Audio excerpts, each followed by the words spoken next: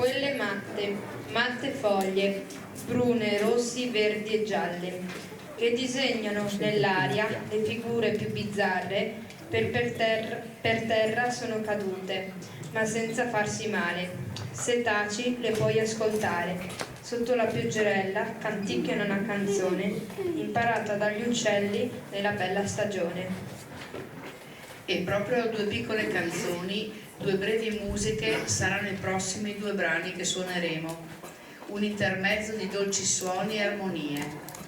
Little Song di Antonino Pedone e Il falegname di Michele Grassani. Buon ascolto.